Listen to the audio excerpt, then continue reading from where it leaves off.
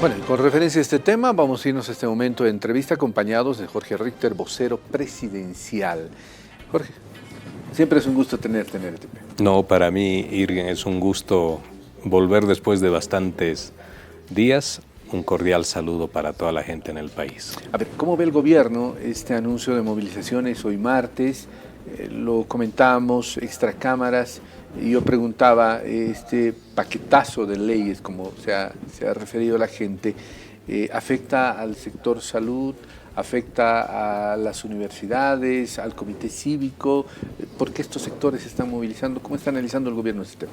Hay distintos sectores, Irgen, que necesitan y requieren mantener una vigencia dirigencial, un protagonismo social y político, y que para ello van itinerando en algunos casos por todo el país en la búsqueda de sumarse a determinados conflictos.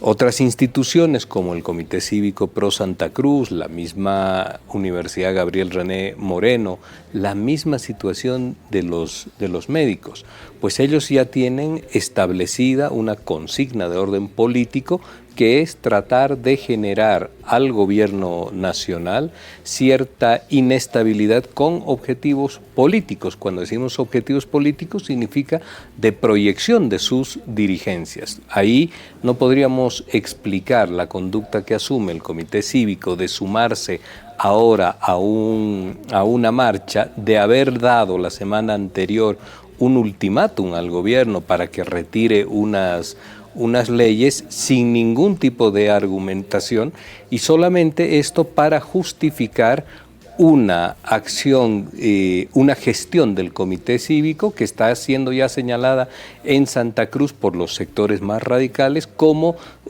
una gestión con inacciones que no conduce ni lidera ese comité cívico. Entonces se encuentran en el conflicto el mejor espacio ellos para poder establecer estos protagonismos a nivel dirigencial, a nivel político y a nivel social. Sin embargo, ahí podemos observar de que no hay una manifestación puntual y concreta sobre la ley, solamente existen unas generalizaciones discursivas, dicen son las leyes malditas, nos va a afectar a todos los bolivianos, y con ello avanzan porque construyen consignas, distorsionan la realidad de lo que se está buscando a través de una normativa, repiten esto constantemente, generan cierto temor y ciertas ansiedades sociales, y sobre ese escenario ellos se instalan. Es solamente una construcción de escenarios de crisis y de conflicto, pero para beneficio propio, porque ahí, Irgen, tendríamos que decir algo sobre ya el artículo retirado respecto de lo que han llamado esa ley Mordaza.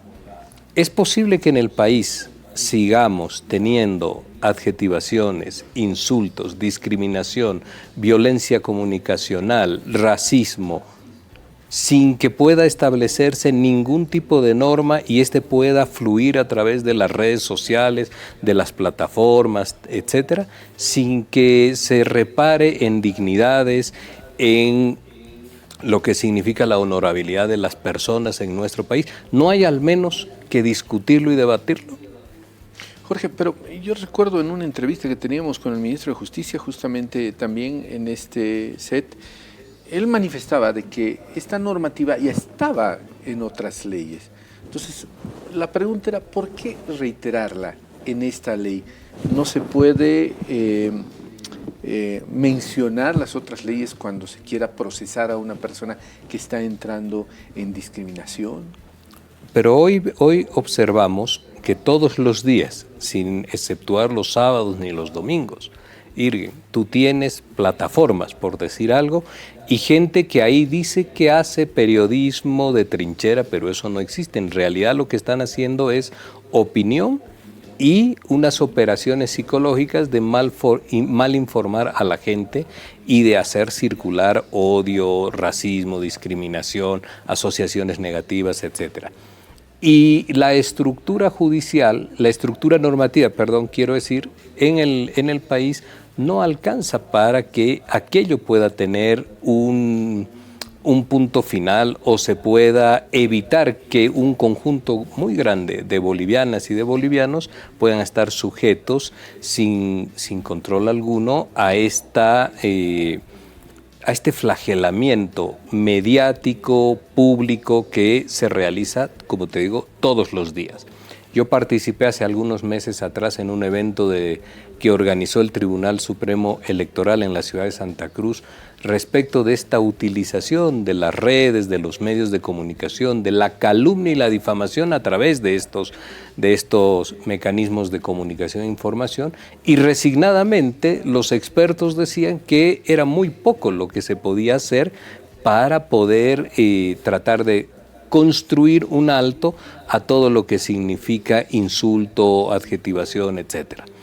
Entonces, como sociedad, como construcción de sociedad, tenemos que avanzar también allí.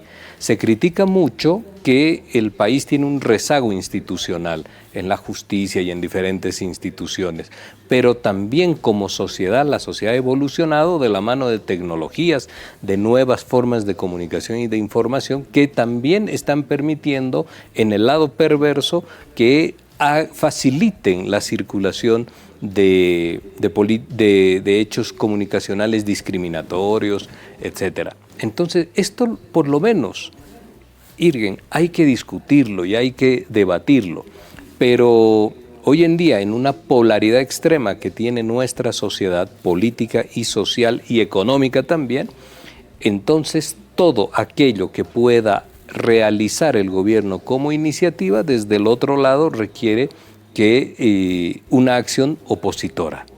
No se conoce, no se mide lo que necesita una sociedad, no se acompaña tampoco la evolución que ha tenido la sociedad boliviana, bien o mal, de la mano de tecnologías, de nuevos tiempos, de causas nuevas que se van instalando, pero sin embargo se oponen y quieren que vivamos en un quietismo donde lo que estamos trayendo entre sociedad es una confrontación todavía y una intolerancia mucho más grande.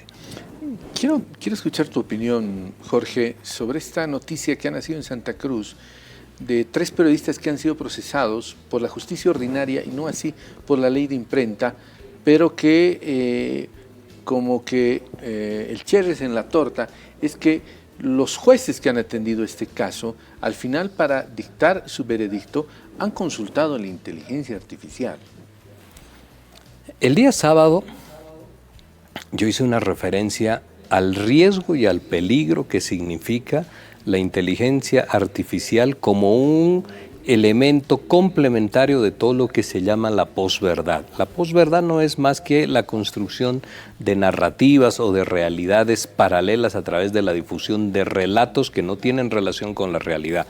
Bueno, la inteligencia artificial ahora dosifica aquello también con nuevos elementos, fotografía de una hiperrealidad que lleva a la confusión en la sociedad, pero que adicionalmente puedes sustituir o implantar la voz, y a partir de eso tú también, esta conversación que hoy día tenemos, le damos un sentido distinto con nuestras propias voces y con otras palabras y con otros alcances. Y en ello también la inteligencia artificial produce un conjunto de información muy rápida que, si no tienes atención en lo que estás leyendo, las redundancias, las inconsistencias, etcétera, pues fácilmente eres víctima de aquello. Y ahí preguntaba a alguien y decía, pero hasta que esto se perfeccione, imágenes, voz, textos, va a transcurrir seguramente un buen tiempo. No, en 30 días aproximadamente estiman que va a estar bastante perfeccionada la inteligencia artificial. ¿En qué situación vamos a quedar las sociedades primero, los bolivianos y bolivianas después? Ante un hecho que va a construir una cantidad de eventos falsos que van a pulverizar dignidades, prestigios, personalidades, etcétera, porque la batalla por el poder político no tiene límites. Allí la Unión Europea, allí la Argentina, allí los Estados Unidos, allí España, allí el Brasil están tomando las primeras iniciativas para poder controlar, normar y regular la inteligencia artificial. Y nosotros cuando hablamos de que en las redes circula odio, violencia discursiva, violencia comunicacional, discriminación, lo queremos emparentar directamente con las libertades de expresión. Y ahí, Irgen, hay que tener un debate. Libertad de prensa, que no es libertad de expresión, que es algo diferente. Libertad de prensa, libertad de expresión y libertad de información tienen que ser unos elementos que se discutan, que podamos debatirlos, que sepamos qué hay que hacer, dónde hay que modificar, qué límites hay que construir para que seamos una sociedad que medianamente nos podamos respetar sin afectar las dignidades. Entonces, fíjate tú, que unos jueces recurran a la inteligencia artificial para llenar un vacío de interpretación o de aplicación de normas o de conocimiento de contexto de una situación, ya es un hecho que nos puede mostrar lo que va a significar el escenario que viene, que verdaderamente nos va a dejar a todos en una indefensión muy crítica. ¿Quiénes aprovechan aquellos? Los inescrupulosos. ¿Dónde están los inescrupulosos? Circulan por toda la sociedad. Entonces, necesariamente hay que pensar, después de un debate exhaustivo, hay que pensar de que aquello, como hacen otros países, es necesario establecerle normas y regulaciones. Estábamos todos muy contentos con las redes sociales porque eso nos iba a permitir establecer mecanismos de comunicación muy importantes y al alcance de todos. Fíjate lo que hoy las redes sociales, no digo que hay que involucionar y prohibirlas, en absoluto, pero hay que establecer unas normas en las cuales no les faciliten a ellos que el odio, la discriminación, la violencia circule a través de estos espacios. Lo mismo, multiplicado en su gravedad de forma exponencial, viene con la inteligencia artificial. Jorge, no quiero dejar pasar este momento para conocer tu opinión y por ende la opinión del gobierno con referencia a este acercamiento que ha habido con Estados Unidos. ¿Cuáles son los motivos? ¿Qué se proyecta? Se ha hablado inclusive de retomar nuevamente las embajadas en ambos países. Siempre es importante mirar en el marco de los procesos de integración, de complementariedad, de acompañamientos internacionales, que los países forman parte de una comunidad internacional. Esa comunidad internacional en sus vidas internas, en sus dirigencias, en sus gobiernos, en su forma de observar y de mirar la democracia, tienen sus propias perspectivas también ideológicas de sostenimiento de formas de organizar sus estados más democráticos, más con economías de mercado, etcétera. En el contexto internacional, nosotros preservando nuestra propia identidad y nuestra propia mirada política ideológica, que tiene mucha claridad en ello, pues sabemos que somos parte de un contexto internacional. Y en ese contexto internacional no te marginas, sino que estableces relaciones precisamente de acompañamiento, de complementariedad, como un miembro más de la comunidad internacional. Y en ese sentido siempre es bueno establecer lo que decía ayer el canciller, un conjunto de acciones, de conductas y de pasos que se decidan implementar para generar confianzas, pero siempre manteniendo y preservando de manera innegociable tu mirada respecto de lo que es de lo que son las formas de organizar la democracia, el Estado, los roles que deben tener cada uno de los estados y fundamentalmente el sentido de participación en el nuevo orden internacional que se está construyendo. Allí Bolivia tiene su voz clara en esta perspectiva. Nada de todo aquello se tiene que dejar de lado, sino que es algo que te permite construir, como te digo, confianzas en el marco internacional para establecer después acompañamientos y hacer prevalecer los intereses de nuestro Estado sobre todas las cosas. Jorge, hay un problema que está ya si no estoy equivocado... Perdón, solo algo, Irgen. Se dice siempre que en política internacional lo que predomina y lo que deben cuidar los gobiernos son los intereses de sus estados. A lo largo de nuestra historia, nosotros, por haber ejercido algunas miradas de falsas solidaridades acá en la región, hemos perdido inclusive territorios. Lo que hay que preservar son los intereses, primero del Estado boliviano, de la sociedad boliviana, en el marco de las relaciones internacionales y de las acciones de la comunidad de estados. Bien, hay un problema que hasta ahora no se soluciona, el problema de los maestros con el Ministerio de Educación. Han habido varias reuniones, han habido propuestas, la última propuesta del gobierno no es aceptada. Lo último que han pedido los maestros es reunirse con el presidente. Ha resultado en varias otras ocasiones, cuando el presidente ha intervenido en algunas movilizaciones y estas aparentemente han bajado su tensión, han aceptado estos sectores. ¿Existe la posibilidad de que el presidente pueda reunirse con el magisterio para ponerle punto, no sé si final, pero por lo menos apaciguar este conflicto que se tiene con el magisterio? Hay dos cosas que podemos decir al respecto, Irgen. Los maestros han ido desgastando la valía y la importancia de sus reuniones con el ministro. Cuando decimos esto, es porque ellos han establecido unos objetivos que tienen ya una naturaleza de consigna.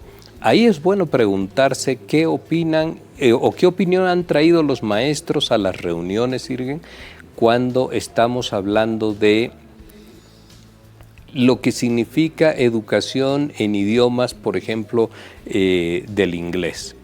Se resisten a realizar unas capacitaciones, estos maestros, unas capacitaciones para poder trasladar conocimiento a los niños. Y en ese sentido dejan expuesta a la niñez en Bolivia y pongamos de primero en los primeros 5 grados de primaria, que nuestros niños, con la diferencia de lo que se lleva en los colegios privados, no van a tener la oportunidad de aprender inglés, de tener conocimientos de otros idiomas. Entonces estamos creando ahí una diferenciación entre la educación fiscal, la educación privada. Eso es inaceptable. Eso es inaceptable.